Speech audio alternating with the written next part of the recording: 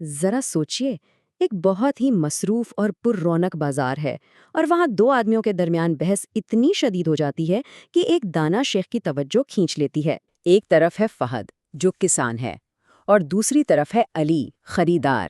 ان کا تنازع ایک ایسے تجارتی معاہدے پر ہے جو کئی مہینے پہلے کیا گیا تھا۔ فہد کا کہنا یہ ہے کہ بھئی میرے ساتھ زیادتی ہوئی ہے، میری مجبوری کا فائدہ اٹھایا گیا ہے۔ دوسری طرف علی کا موقف بڑا سیدھا ہے کہ ایک ڈیل تو ڈیل ہوتی ہے۔ لیکن سوال یہ ہے کہ اسلامی تجارت کے اصول اس بارے میں کیا کہتے ہیں؟ یہ وہ رقم ہے جو فہد کو اپنی گندم کی پوری فصل کے لیے ملی تھی۔ اس نے یہ سودا اس لیے کیا کیونکہ اس کے خاندان کو پیسوں کی سخت ضرورت تھی۔ اور یہ دیکھیے، یہ ہے فصل کی کٹائی کے بعد اس کی اصل بازار قیمت، پورے 4000 دینار، یعنی 4 گنا کا فرق۔ یہی وہ بہت بڑا مالی فرق ہے جو اس سارے جھگڑے کی جڑ بنا ہوا ہے۔ اب جب یہ سارا معاملہ گرم تھا تو وہاں ایک بزرگ شیخ تشریف لاتے ہیں۔ وہ بڑے آرام سے صورتحال کو سنبھالتے ہیں اور ایک ایسا نکتہ اٹھاتے ہیں جس کے بارے میں نہ فہد نے سوچا تھا اور نہ ہی علی نے۔ شیخ صاحب کا یہ ایک سوال کہ کیا یہ سودا شرعی طور پر جائز بھی تھا یا نہیں؟ فہد اور علی تو بس ایک دوسرے کا منہ دیکھ رہے تھے۔ ان کے لیے تو یہ بس ایک بزنس ڈیل تھی، لیکن شیخ اب انہیں شریعت کی روشنی میں ایک ایسا فیصلہ سنانے والے تھے جس کی انہوں نے بالکل بھی امید نہیں کی تھی۔ یہ پورا معاہدہ ہی کالعدم ہے۔ اس کا مطلب یہ ہوا کہ نہ فہد ان پیسوں کا حقدار تھا اور نہ ہی علی اس فصل کا۔ یہ سن کر تو دونوں بالکل حیران رہ گئے۔ یہ ایک ایسا کام ہے جس کے بارے میں اسلام نے بہت واضح ہدایات دی ہیں تاکہ فہد جیسے کسانوں کو مجبوری میں ہونے والے نقصان سے بچایا جا سکے۔ اب ظاہر ہے علی کو غصہ تو آیا ہوا تھا۔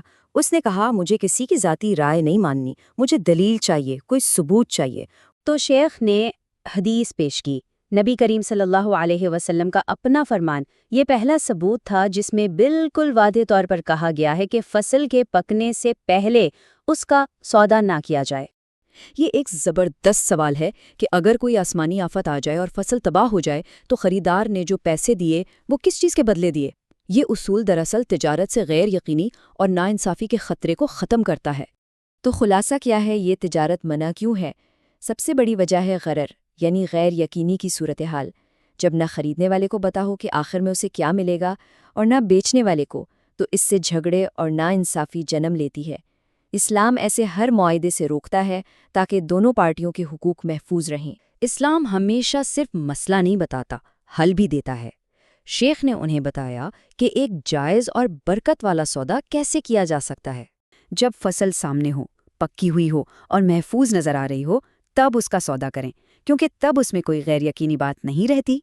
تو اس اصول کے مطابق اب حل بالکل سامنے تھا۔ فہد کو وہ 1000 دینار علی کو واپس کرنے تھے کیونکہ ان کا اصل معاہدہ ہی شروع سے باطل تھا۔ جیسے ہی علی کو اصل بات سمجھ آئی، اس کا دل دیکھیے کیسے بدل گیا۔ اس نے نہ صرف شریعت کا فیصلہ قبول کیا بلکہ آگے بڑھ کر اپنے بھائی فہد کو پیسے واپس کرنے کے لیے مہلت بھی دے دی۔ یہ ہے اسلامی بھائی چارے کی اصل روح۔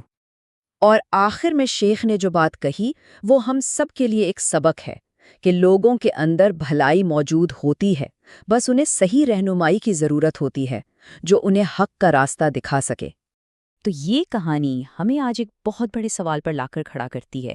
آج کی اس پیچیدہ زرعی دنیا میں جہاں فیوچر ٹریڈنگ اور لمبی سپلائی چینز ہیں، ہم ان نبوی اصولوں کو کیسے زندہ رکھ سکتے ہیں تاکہ ہماری تجارت میں برکت بھی ہو اور سب کے ساتھ انصاف بھی ہو؟